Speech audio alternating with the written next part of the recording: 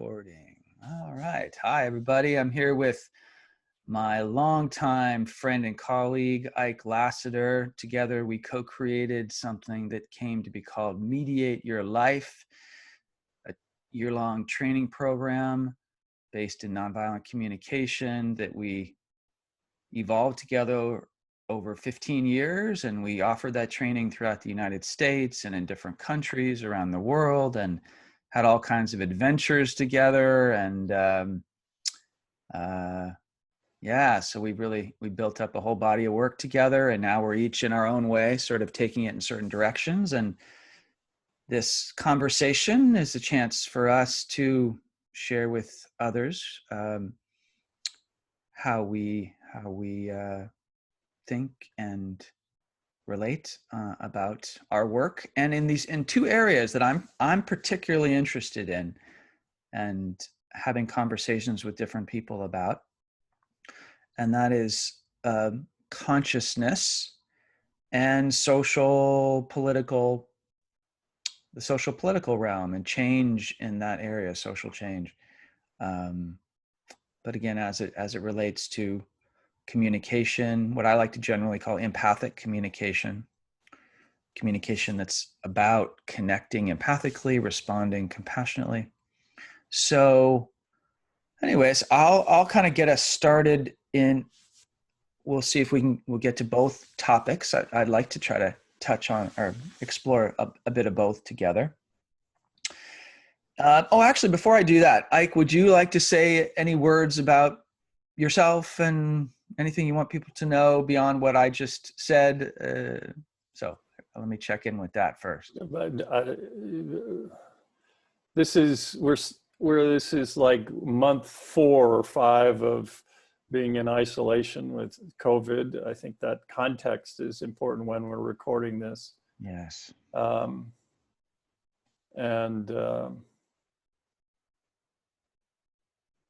I'm clearly winding down because of my age. I'm winding down what I'm doing, and you're still in the heart of raising a family and out in the world, engaging and continuing to make an impact. And I'm doing an online program through the Thinkific platform, Thinkific, Thinkific, which should go live by mid-September of 2020. And it's going to have about 30 videos, including one with John Kenyon, demonstrating how to practice to have a difficult conversation. And I thought that recording went really well. And thank you for that, John. And that's it. That's what I have to say. Okay. Yeah. Right. So we're in mid-2020 election season here in the United States. The coronavirus still raging on, especially here in the United States. And lots going on, which has gotten me even more thinking about the societal level of things, the systemic, structural, cultural level, and all the kind of what's happening there and how what we do relates to that. But I like starting with I would like to start with the first topic of consciousness, and how I'll introduce that is it can be seen as this spiritual thing to, spiritual beliefs and, people talking about the universe and, but it doesn't have to be in those kind of ways. It for me, it can be consciousness in, the way I think of it is that there's sort of the form of life that we live in, kind of the duality of things, and up and down, hot and cold, the duality that we live in, and the way that the materialism that we experience, but then also the sense that there's a sort of a formless dimension where that's so that and I think of consciousness as being about how to hold those sort of together, the universal, the formless, what some call the non-duality, non-dual awareness, and a kind of dual or subject-object awareness and mindfulness. You can talk about this in terms of mindfulness. So, Ike, you and I have both been very influenced by and appreciating the work of Sam Harris, who had a famous podcast for a while, and then he started. He came out with a book called Waking Up, and then he created an app that's called that, the Waking Up course meditation app. But Sam really emphasizes both, really, the mindfulness that's about a kind of dual awareness, but then he really tries to keep pointing at the non-dual and how to make that practical and non kind of spiritual in a way that's kind of about our spiritual beliefs, but more just a real practical, how do we experience the world and what are the different dimensions or realms of within our own experience. And he's invited Sam has other people on his app that also talk about this sort of non-dual realm as well as the dual. And so it's quite a thing now, like the people that kind of study this non-duality and you can go, there's a whole spectrum of that. But I know that, you and I really share this appreciation of how Sam kind of tries to hold that conversation, basically, a kind of a tightrope maybe of spiritual, non-spiritual, but still getting at some of these very deep concepts and practices with experience. So I'd like to just start with that. And you and I at times have touched on that conversation, but we haven't together for a little while. So I think I'm curious, I'm happy to say more and kind of set up more of a conversation, go further. But I just, having said that much, is there anything you want to say to kind of introduce that topic yourself and how you approach it? Well, first off, I don't really know what non-dual means. I've been reading about it for, I guess now nearly 50 years, since I first started reading about yoga and yoga literature when I was a young whippersnapper, still in college, University of Texas, Austin. I started dating and then soon thereafter married the mother of my children, and she became, a national and international yoga star, Judith Hansen Lasater. And we started the Yoga Journal and so on. So that's sort of my bona fides for having tried to read in this area. Been around this block a few times. Been around this block. And then I became interested in Zen meditation, and with a woman named Joko Beck in San Diego. And I went down there and did a lot of 3 and 5 day silent meditation retreats. And I still don't know what non-dual is. Maybe I could, sort of bullshit my way through a conversation if I was going to try to put it over on somebody, but I don't want to try to put it over on somebody. So that's one reaction to this, what we're talking about. Maybe you can define it in a way I can understand it. The other piece of it is that I've said in a joking way, so somebody's going to watch this and take it wrong, but I'm developing the unified theory of the kind of why we do what we do and where all these spiritual traditions have come from, and why people think there is something outside of themselves that they are communicating with. Because that was also part of as I did, training courses in Berkeley that were about, what was it? Of where someone speaks through you. What is that? Channeling? Yeah, channeling. I did channeling training. This blows your mind because it does. I just cannot imagine. I didn't know you in those days, and you didn't know me in there. I've investigated a ton of different things, and Anyway, so I have sort of a unified theory on that, which if you want to dive into the deep end of that one, enter at your own risk. Okay. Mm. So where do you want to go take this conversation?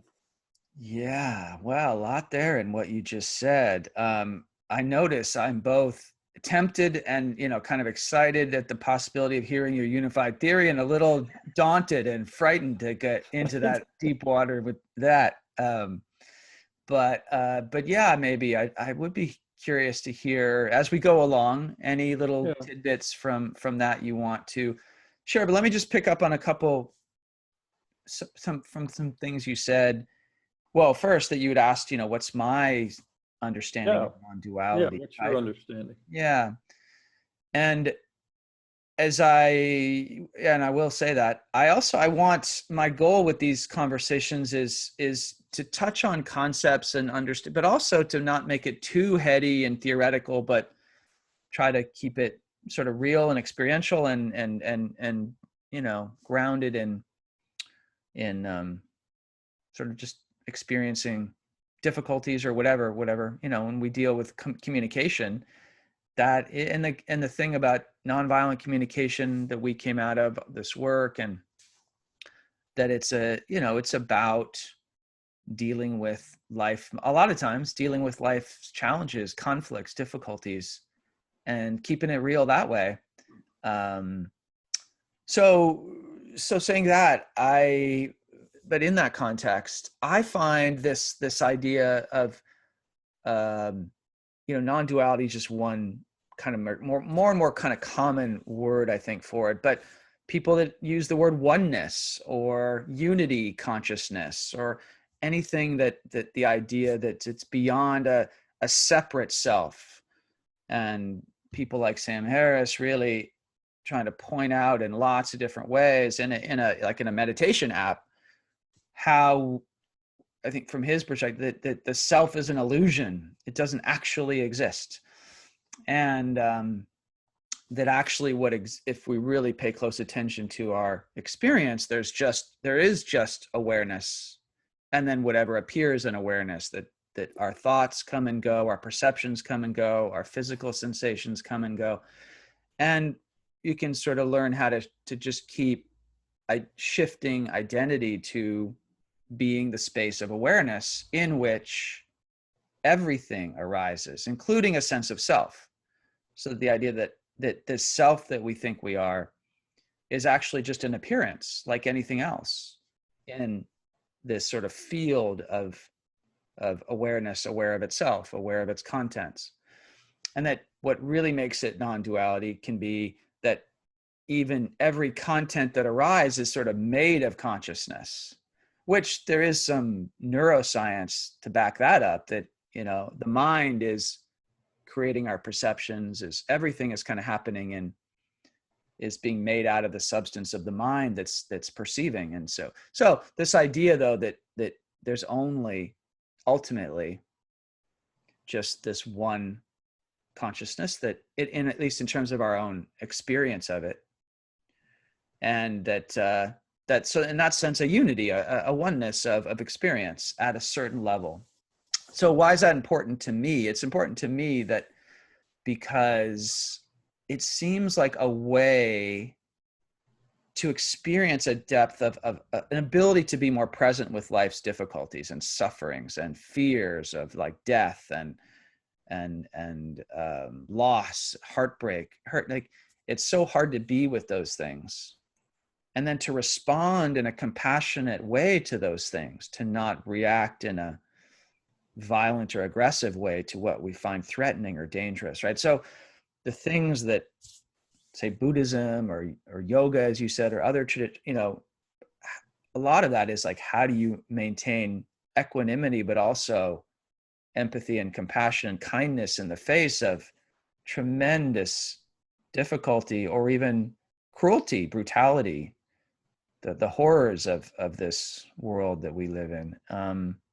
So I find that, I think one reason I'm so drawn to it is like not as an escape. I think some people can use it, I'll go to this non-dual level and everything is like, I'm insulated, I'm safe, I'm protected, I'm one with the universe. And so I don't have to worry about anything ever again. I can, and I think that's a real trap, to just try to, it's just another way to try to escape reality. But on the positive side, I think it's a way, if we can have some sense of finding an experience beyond a separate self, that we're terrified of what's going to happen to me, this little me, that it with a larger expansiveness of awareness, that we can then bring that sort of into our nitty gritty challenges in a way we can be more present, more compassionate, more kind.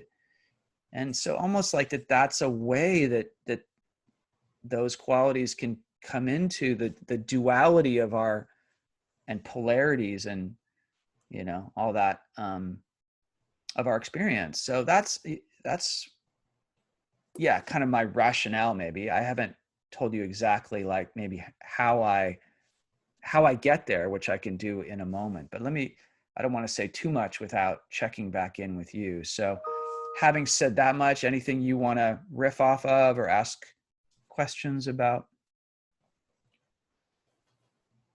Well, you mentioned something that is directly from Sam Harris's meditation, which I'd never phrased it this way, but all that we have, all that each of us individually has, is what we perceive through consciousness. That's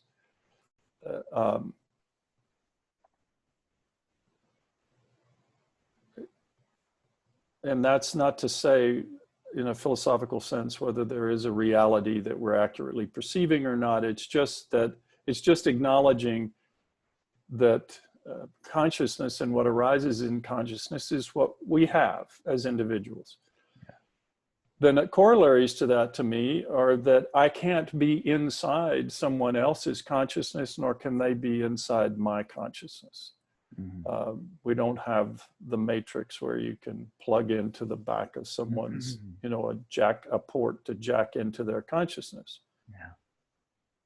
And that has profound implications for conflict resolution, for politics, for human interaction, for intimate couple relations, parent-child, all of these things. And the way that I've been thinking about it recently is that the mind creates, so this comes out of some reading that I've done. I can't tell you who the thinker was that wrote this, but this idea that consciousness has evolved because we have come out of a process of evolution and natural selection, and that and consciousness evolved.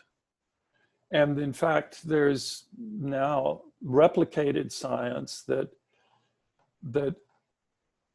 consciousness is not where the decisions are made, or at least some of them. Mm-hmm. That you can time, and without going into the research detail, the experiment detail, that there is a nonverbal part of the mind that is making the choice a few moments before consciousness is aware for the first time that there is a choice to be made, and to make the choice. So that suggests to me that the mind, and this is somebody else's language, that the consciousness is an epiphenomena of evolution. It's just, it provides some benefits, but it's not true in a fundamental sense. It's not where the decisions are made. It's not the generator of the thoughts. It's the receiver of the thoughts. It's the receiver of some of these critical decisions. So it's as if we created, as we are born and we grow up, we grow into greater and greater awareness, that we have this simulation of reality. it's as if it's a science fiction thing that we're living in a simulation of society, and we call that consciousness. And then we can, and in that consciousness, most of us report that there is this self, but yet if you meditate in a certain way, that you can see that the self doesn't, there is no decider. You look for the decider, there's no self. So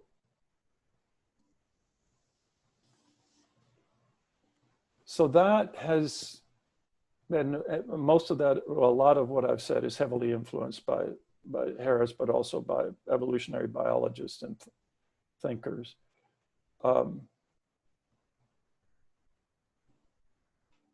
maybe I'll just end there. And it also explains to me why there's such a consistent literature of speaking to someone else. Like we think we're in a dialogue with God or with a spirit, or when we're talking to ourselves. When we're talking to ourselves, kind of, that we're that we're really talking to ourselves. Yeah. And you and I have explored this in any number of ways of me, actually you wrote a book about it, when your mind sabotages your dreams. It's the internal mediation. Yeah. It's the internal mediation. And I believe, so let me just, that one of the insights that Marshall came up with, and of course he was building upon the work of the psychologist Rogers, the mid 20th century psychologist Carl Rogers. This idea of needs, and so the nonverbal part of ourself is nonverbal. It has some access to language, but not very much. And that's out of the work of Gazzaniga and the split brain research and so on. So it doesn't have very much access.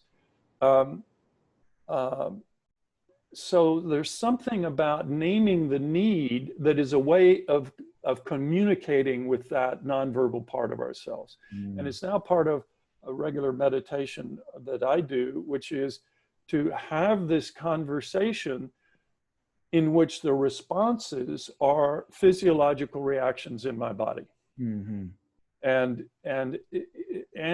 primarily through needs. And so you and I have experienced this working with people cross cultures in over 21 countries I've counted recently, that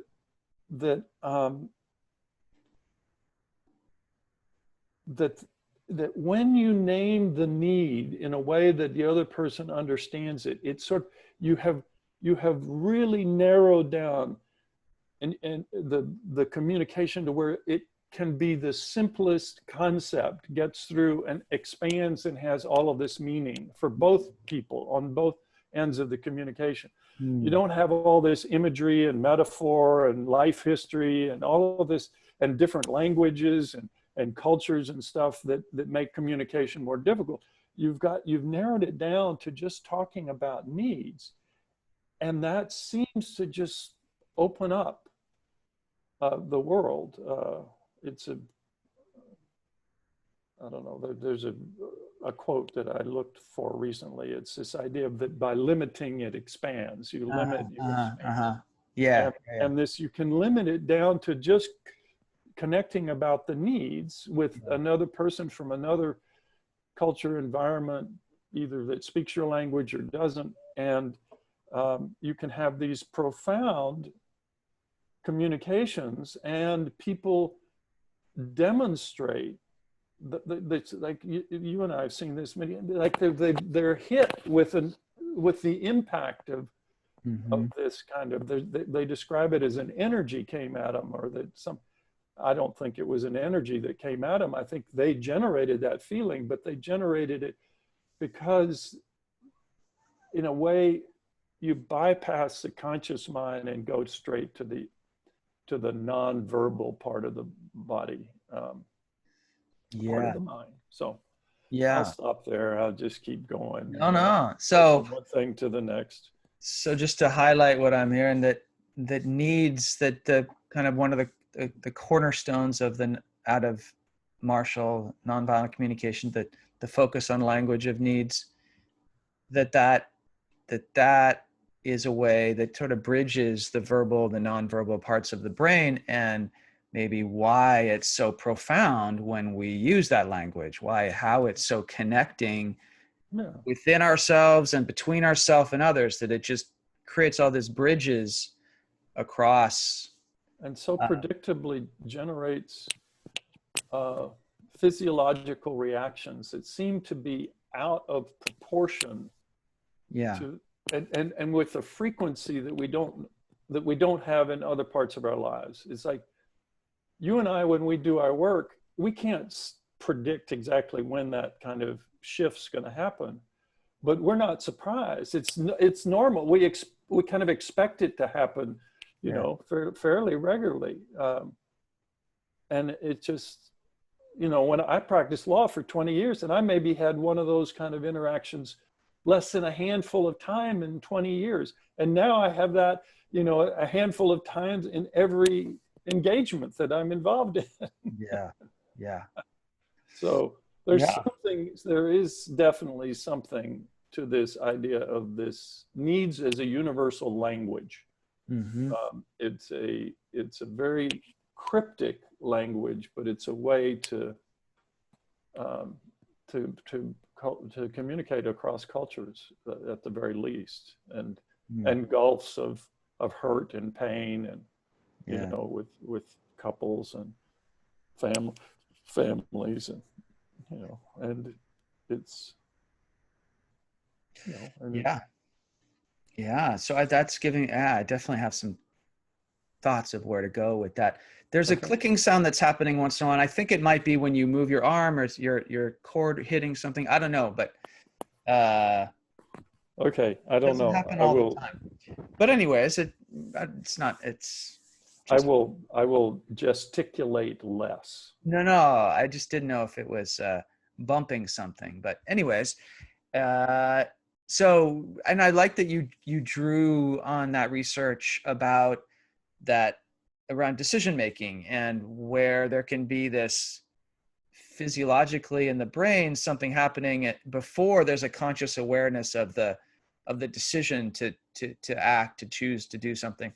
That to me is just mind-blowing research, and it's just kind of almost terrifying, or the implications of it are so profound. And I actually, though, as you were talking about it, I realized, and you were reminding me of that research, that I really like thinking about consciousness as the biggest, broadest category, that word that includes the unconscious. So that consciousness is both conscious awareness and the unconscious. And everybody from people like Freud and Jung that talked about the unconscious, and then in a more neuroscience way to talk about the unconscious, automaticity, automatic thinking and acting and whatnot, habits, unconscious habit. But the idea that there's this whole vast realm of all that we're not conscious of, but that's operating, it's operating, and it may be the operator. In which our consciousness is just kind of along for the ride. So but the idea, what I like about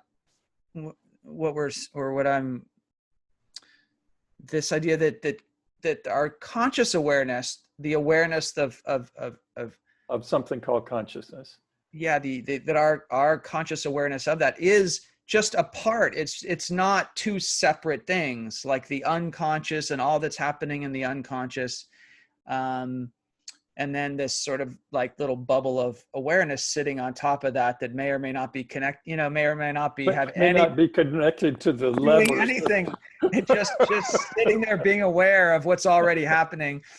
But and it's being fed a story. Just given a story, and we're just this story. I will a video game. Tabulate why I did what I did. And I mean, that's the profound thing about Gazzaniga's work, is that they identified the location back in of this confabulator in which people just clearly in the research setting, it was not, they were cued by a picture that went to the nonverbal side of the brain. You just make up a story. And they just why make up a story and seemingly not have any awareness that they were making it up. Yeah. So are we just making up stories about our life? I mean, this is like right. But for me, I mean, that's a kind of a, you can go into a sort of a philosophical question, but even you can go down into a hole. Yeah, a rabbit hole with that. But the kind of, how do we relate to this thing called this consciousness that could include the unconscious? And something I've been experimenting with for a while now is, and I was thinking of you some as I've been doing it, that to have conversations, you know, as a conscious self, having conversation with the unconscious. And there are many sort of different dimensions of unconscious, different parts, right? There's a lot of parts work that you come up with that. I have found I cannot have a conversation. I can ask yes or no questions, and I can get a particular physiological response when the answer is yes, and the absence of the response is a no. But it's a limited communication. Communication. Yeah.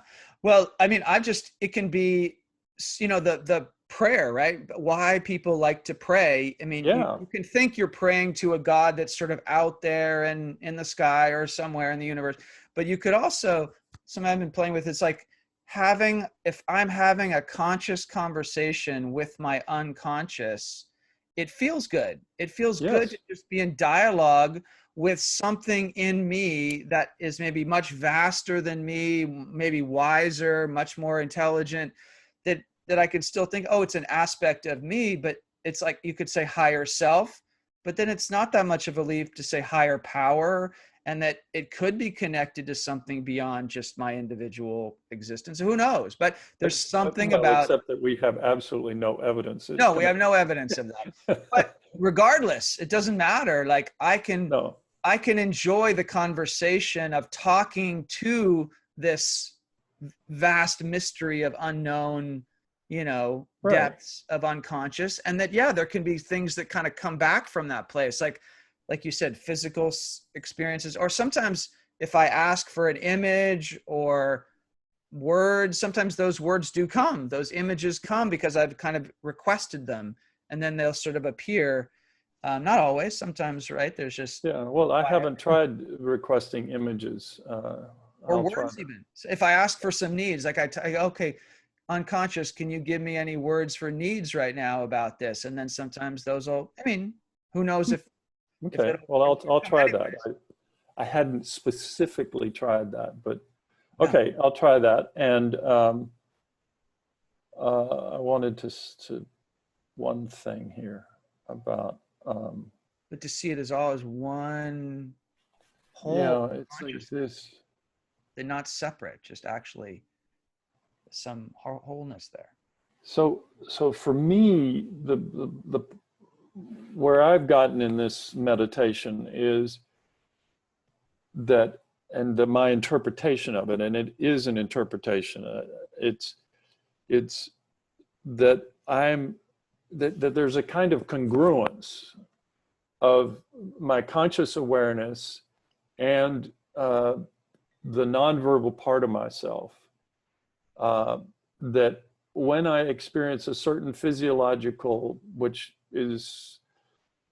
could easily be associated with the language in the literature about ecstasy states and I don't know, I forget all that language, but both in the yoga literature, the Yoga Sutras, the Upanishads, not so much Christian Bible, but some certain sects of Christianity that have done this, and of course the Islamic ecstasy dancers. What are they called? Anyway, it doesn't matter. Yeah, the Sufi dancing. Yeah, Sufi dancing, that kind of thing. That there are these moments when or for extended moments when I interpret that these two parts of myself are congruent. I don't know what congruent means, but that's just what I have said. And that is, it's a very satisfying physiological experience. It's very satisfying to experience that experience of what I'm calling, you know, some sort of unity or coherence. So that's a word that's coherence. Yeah, coherence is another word that's often used in this quasi-scientific way. So on the one hand, I'm trying to do some of these things to experience and just for myself to enjoy the experience and to improve the quality of my life. And then I'm trying to make some sense out of it, to communicate it with other people and to be able to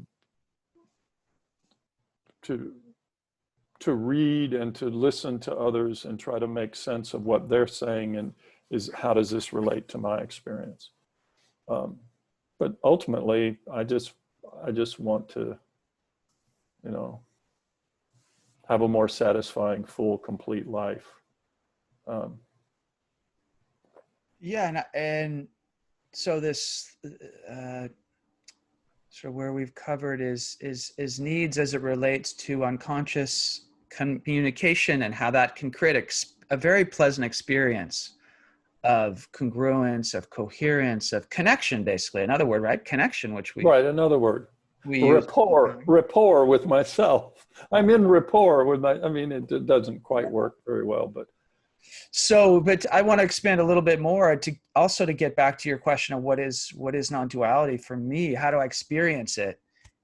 It's like, to me, it's going to the need level of our work, where, you know, from observation of our thoughts and perceptions and feelings in the body to need. And this, to me, need is it's universal. It's going to the universal, what's beyond just my own individual self and differences as uniqueness, but it's trying to get at what's universal amongst us as humans. What do we all want at a universal level?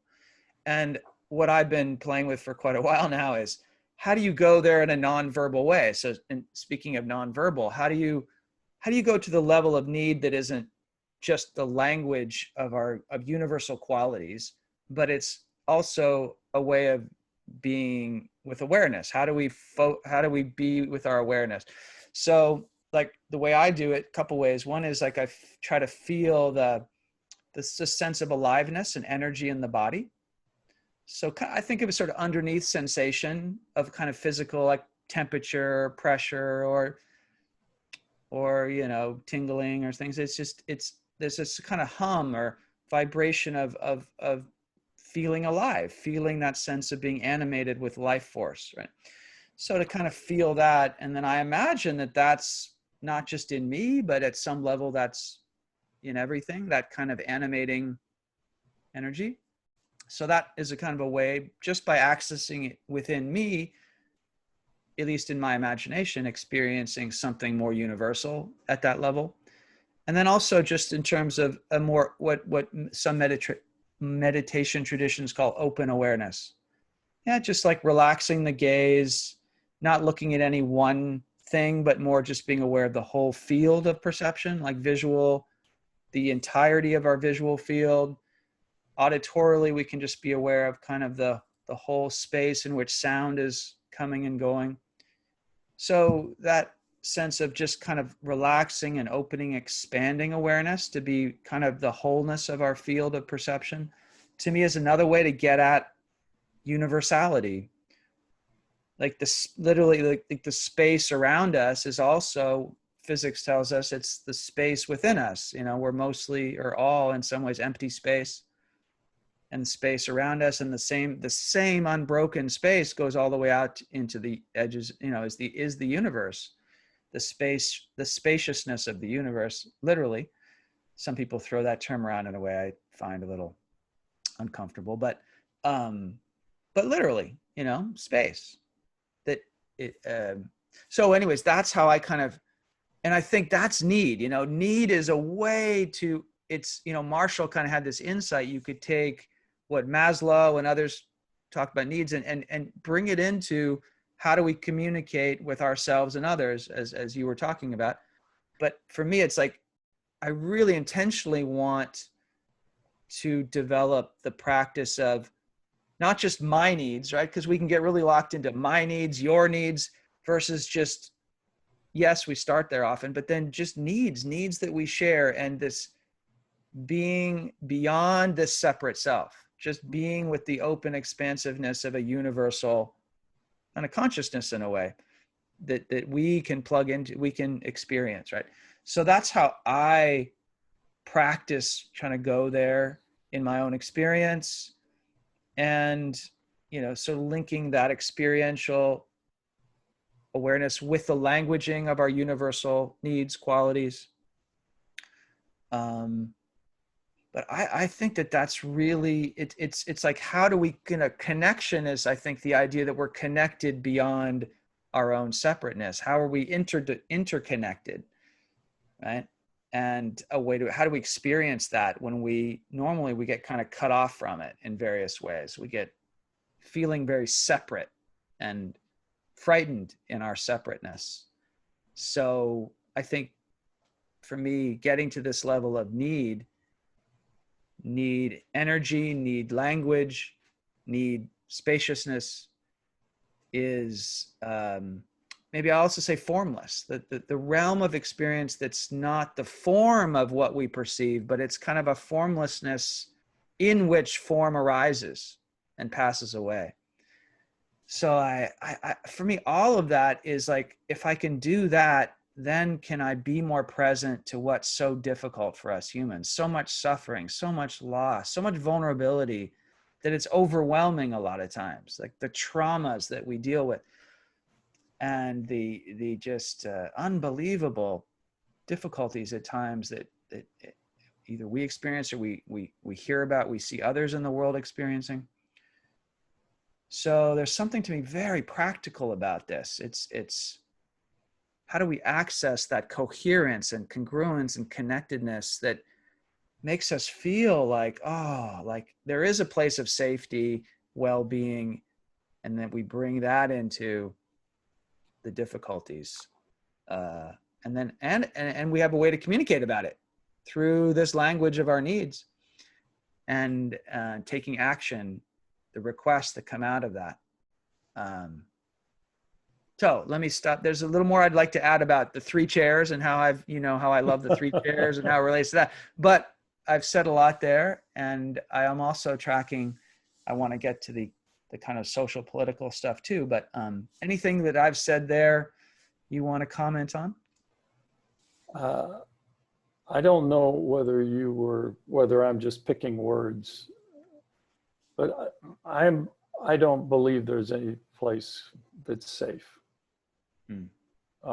That there is no, and that there is no kind of, like I said earlier, like I cannot be in your consciousness, you can't be in mine. There is no sort of larger than us consciousness that we're connecting into.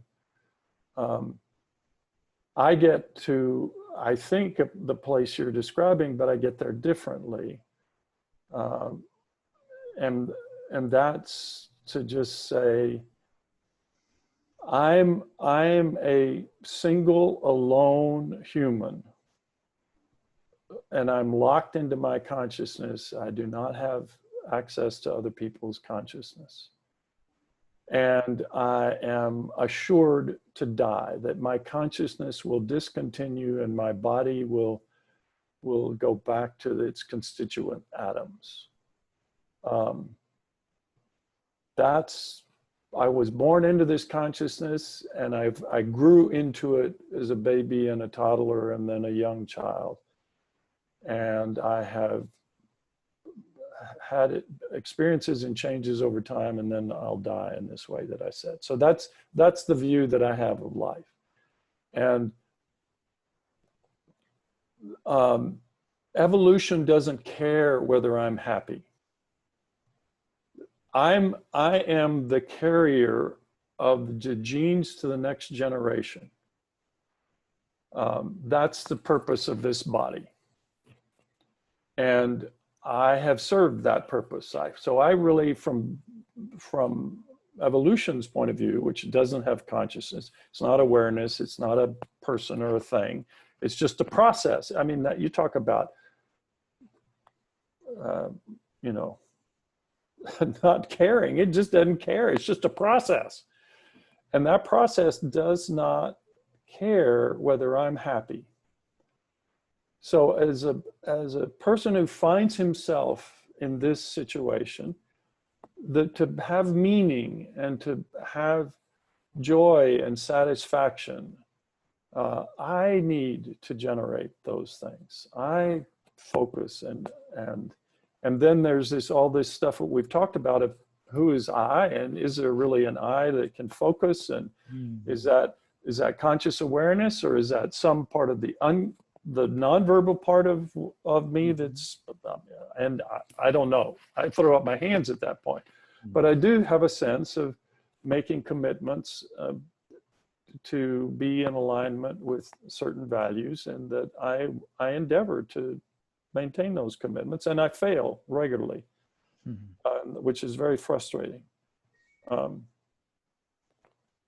So there I find myself, and then I want to relate to other people, because in order to have impact in the world, in order to have certain kinds of joy and engagement in the world, I need to have other people. So then I need to learn how to interact with other people, and then I care about my children and my grandchildren and my yet unborn great-grandchildren, and my, you know, the people that I'm genetically connected to. I care about those folks. And so then that prompts me to start having a broader, a larger perception, and to strive to create a world that people care about each other. And that, so to put it in certainly, that's reducing violence is just one indicator of that. And as Steven Pinker's work points out, the 20th century not being the most violent, because that's what most people think. In fact, it was dramatic reduction in violence over the history of humankind. And that we are headed in a direction of reducing violence. And now with this broader perspective of, you know, wanting to, in the past, when we've been able to collaborate with people and work with people towards common goals, it's because we had a common enemy. And there's a wonderful book about the evolution in the Bible of moving over the 2,700 years that are more that are recorded in the Bible, that it's about having ever larger groups that are collaborating together. Well, you're starting to get into some of that maybe larger social level. Yeah, so would be maybe NVC has been my main way of kind of reach out and try to, you know, create the kind of world that I want for people. But that gets me to also what you were talking about, which is this kind of, you know, I don't know what language I would use, but a sense of connectedness, or that other people matter, and that that I might even matter to them, and that. So yes, so then you're saying this gets to the topic you wanted to go. Gets to our second segue, yeah. Topic. But also just I want to. Maybe almost like a demonstration in a way, in terms of what you just said. I like to think there's maybe a bit more going on than that you're saying, in terms of kind of the stripped down version of reality. I mean, that's my phrase for it. Yeah. But what I'm hearing is the need in you that might be leading you to really want to kind of say it that clearly about what you believe is going on and not going on. Is like about truth, like kind of really trying to get to the truth, and not we humans can tell ourselves, as we talked about, all kinds of stories and Yeah. confabulate. And it's like, it sounds like you just really want to face the starkest truth you can about what is this reality we live in, and not kind of get caught up in all the ways we fool ourselves or all the beliefs we can believe without even knowing they're beliefs. We just believe them. So it's Yeah. does that sound right? Yeah. Yeah. I did all sorts of things. It's the magical thinking comes in so easily and so quickly. Hmm. I had, magical thinking about, I realized afterwards that if I did my yoga practice, if I went to exercise, I do whatever, that somehow or another, that magically I was not going to get these infirmities that other people have gotten. This was not a conscious, it wasn't like because then I would have seen, that's not, that's not, that's not going to work. But I would,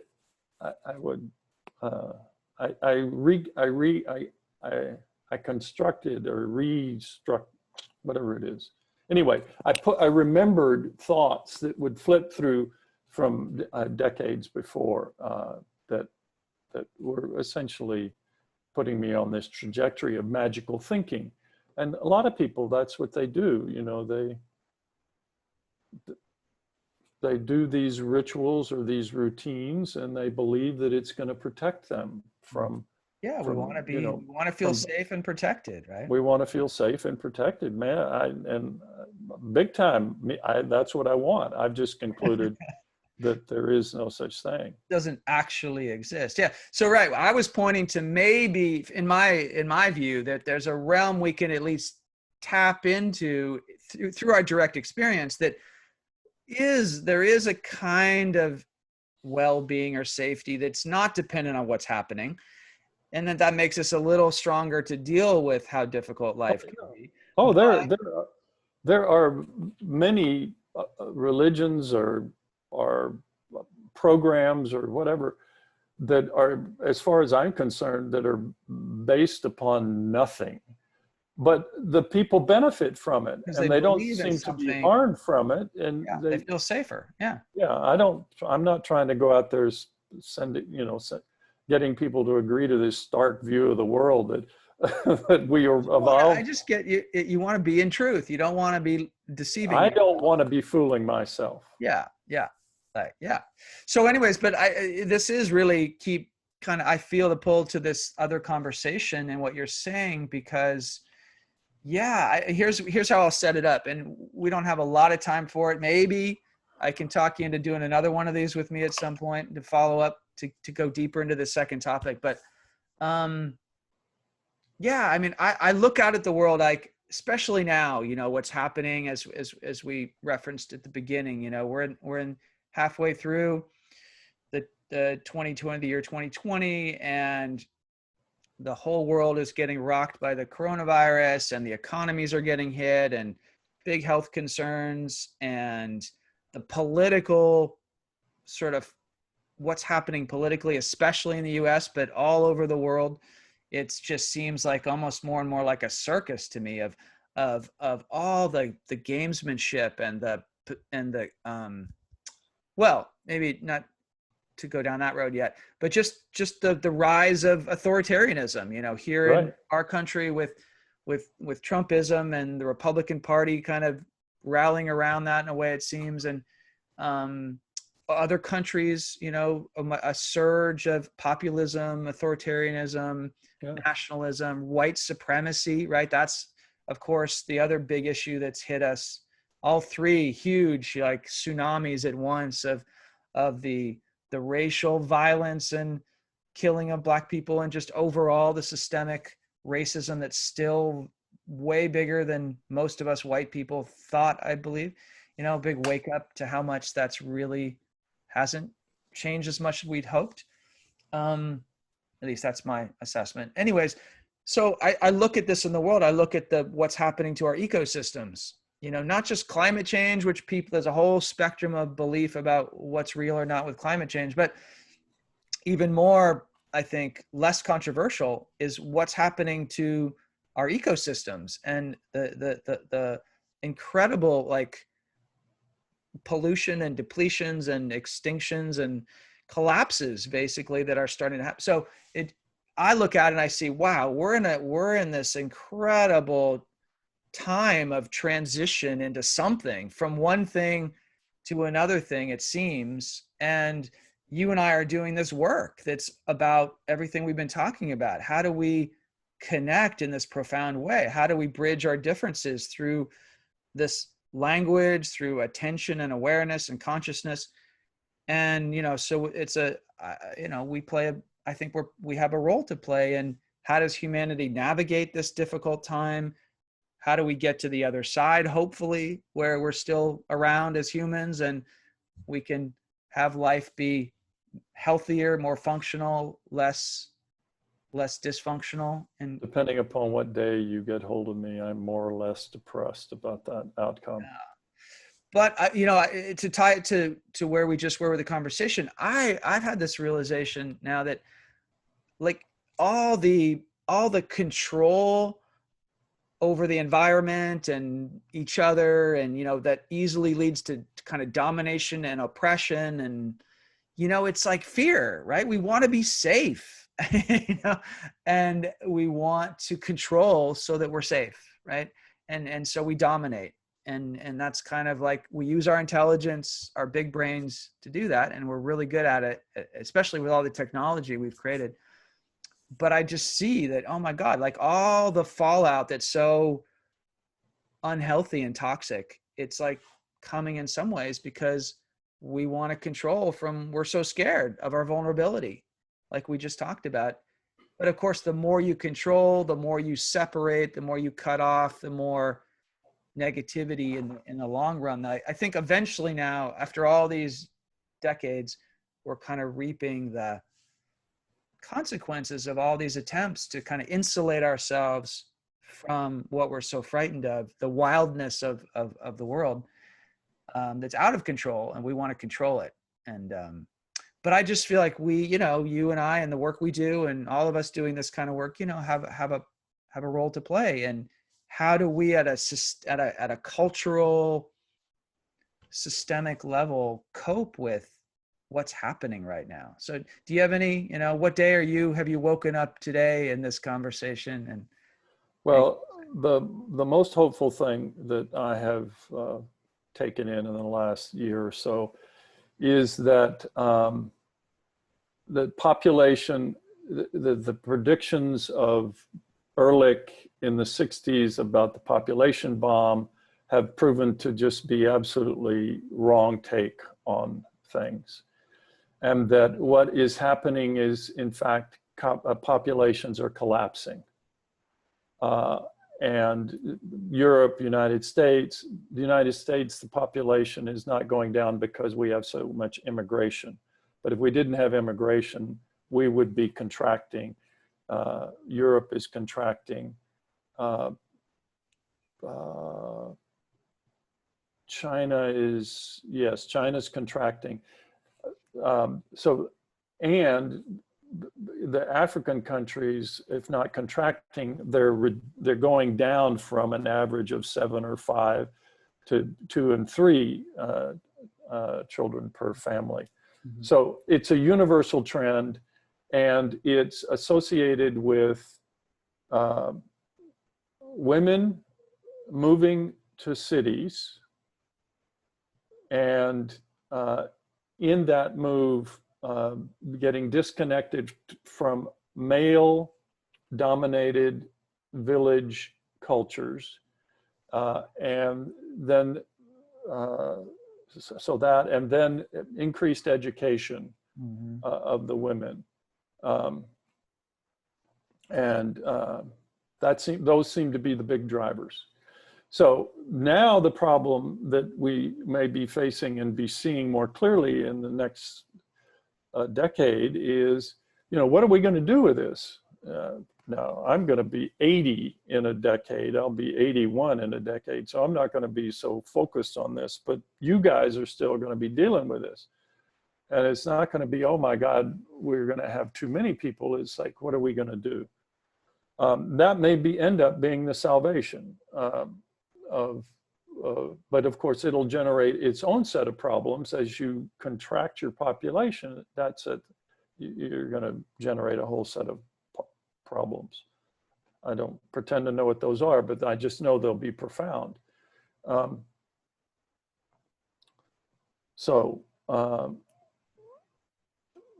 That, and then a thing that you've heard me say in workshops is that we now need to reboot our software as humans. We don't have time to evolve our capacity to deal with conflict and to collaborate, the tools of collaboration to respond to these big species threatening threats. We have to learn how to do that, and then work on our software. And that's the way, metaphorically, what I see your work and my work is about. It's about substituting new software. It's providing a software upgrade to the system. But our initial reaction to people is evolved. Can I eat it, fuck it, or kill it? I mean, that's the imperative. And that was certainly the imperative of my boyhood, which I can't separate and say that it's everybody's, but I was raised in an honor culture, and you got to stand up and you got to be ready to fight. So we're looking at those kind of big issues, and it seems to me we got to do it with our software, and we're reducing population, which I hope is going to be a big help. No guarantee that it'll be a big help, but it's better than it going the other way, or at least I think it is better going the other way. And the final point is that we're doing this in the face of not having an enemy. I mean, with climate change, you could make an enemy. You can say China's the problem and, let's go bomb China, but we humans are the problem. And we haven't demonstrated as humans that we can collaborate effectively without an us and a them. Right. So that's part of the upgrade, right? The that's software part upgrade. Of the challenge. I mean, because we're used to having in group, out group, and that's just how we've evolved for so many millennia to do that. But if actually within the human species there's no other anymore, if we're all just one tribe, one big tribe, and there's no other to fight against, then or if you want to have some sort of horrible image, then you have, you start killing off, 1 billion people at a crack because they're the other. Yeah, well, could go that direction too. Yes.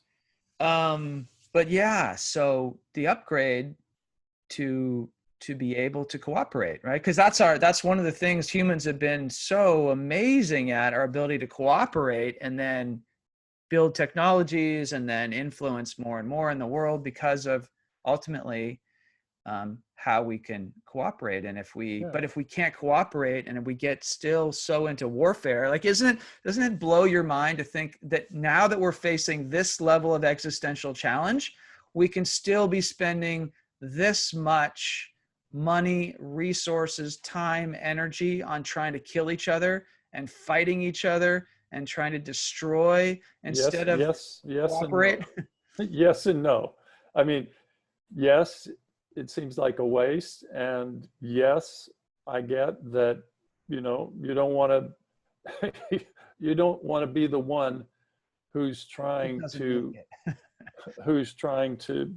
cooperate, and you want to trust and verify. Yeah. You don't want to be the wrong end of that. You don't want to have somebody wipe you and yours out because you're being naive. Right. And that's why I say I'm not a pacifist. I'm willing to stand up for myself and for the people that I love, and I'm willing to do it physically. Yeah. I'm willing to but that's that's not going to get me the ultimate thing that I That's want. not what we need, though. We need to somehow cooperate. And We need to cooperate. so let me share with you before we run out of time one last thing, which Okay. just kind of what's been growing in me for a number of years now. I have an image. I don't know how to directly support it, but at least indirectly, it feels almost like a Trojan horse kind of metaphor of how do we do that upgrade? How do we get that online with enough people in the world? And so I've for a while now thought about, talked about, written about things in my work of how what I generally like to call empathic communication. I like calling it that because it's like, to me, a generic term like mindfulness, right? There's a lot of different ways to practice mindfulness, but having some kind of umbrella term. So I think of empathic communication for me, and to have that be part of health and wellness is to me what seems like a way to ride on the coattails of that movement. So there's already so much, right? It's this amazingly expansive field of all the ways we're learning about to be healthy and well as humans, and how that can extend to the environment and ecosystems and, health and wellness. And then to just, in mindfulness and yoga are now really considered pretty mainstream there, just adding on empathic communication to the package of what do we humans do to be healthy, right? If it's packaged as health and not like some weird communication technique and, oh my God, and people, resisting it, or even about conflict at the outset, because people get afraid, as you and I know, trying to market our work, people don't like to deal with conflict unless they have to. So to talk about it in terms of health, and it's like people learning this way of communicating, this language, this way of integrating mindfulness into this, communication as health practice, just like you'd, go exercise or you'd watch what you eat. I like the idea. I don't know the how. The how. Yeah, I'm stumbling on the how at the moment, but I like the vision because I have a sense people will be less resistant that way to learning this. And I'd also add community. So empathic community, I call it. Well, you and I know in our trainings, the community was one of the biggest selling points or ways. You have to practice. You have to practice, and you get support with all the people you practice with. One, if you're talking about a Trojan horse, one thing that might fit in here is to present it as a way to talk to yourself, as a mental health and wellness. Like, how do I talk to myself? Yeah. And in talking to yourself, then you begin to develop the skills to talk to other people. Yeah. Yeah. And that has, I met Marshall in whatever it was, 95 or 96. And I had been clinically depressed in the last year and a half, or I don't know, whatever, through 1980. No, what was it? So 89 and 90, I was clinically depressed for about a year and a half there. And once you've been clinically depressed, you're much more likely, you're like 50% more likely than the average person who's never been depressed. And I've never been clinically depressed since then. And you attribute it to this work? You attribute it to this work? How you started talking to yourself? I do. I attribute it to this work and how to talk with myself, and the personal growth that I've gone through, the maturity, the kinds of insights and understanding that I now hold as obvious. It's like, you've heard me say this too, is that when I look back on something that I've learned about myself, it seems obvious now, but at the time it wasn't obvious till it's obvious. Now it wasn't obvious till it was obvious. So there's all of that kind of yeah. insight Health. for what you, for health, Mental for health. what you're Mental trying health. to get at. Yeah. Yeah. I'm glad you mentioned that. I hadn't really thought exactly in that way about it, but I like that, kind of mental health, how self-talk, and then of course that extends out to how we communicate with And others. it's, well, and it has elements of cognitive behavioral therapy by shifting the focus of the attention from the The churning thoughts. Yeah. thoughts to the, what am I feeling? What am I needing? It seems trivial, but it's a profound, Big just shift. that is profound. Huge. Yeah. Yeah. And so anyway, Yeah. So anyways, I'm hopeful that if somehow to get that, again, I don't know how to make that happen. It seems so big, but at least it's a vision to go for of start imagine. a podcast, John. Start writing about it. Start. Well, I'm working on that, and I got other possibilities going. But anyways, Ike, we're just about at time here. So, but probably a lot more we could explore on this second topic here. So I'll probably hit you up to do another one of these at some point. And but thank you so much for doing this. It was wonderful to spend this time like we have in the past, talking about these kind of things, and to be able to share it with others. So Yeah, I just really would like appreciate it it. to actually make some change in the world. Well, maybe it will. I really like Yeah, what we talked you've about. got to start someplace. Everything starts with, you know, one person, and then enlisting one person, and then another, and then another. Yeah. And so, Yeah. Well, thank you so okay, much, Ike. I really enjoyed it. okay, doke. I'll be Take care. happy to talk to you. All righty. Take care. Bye bye. Bye.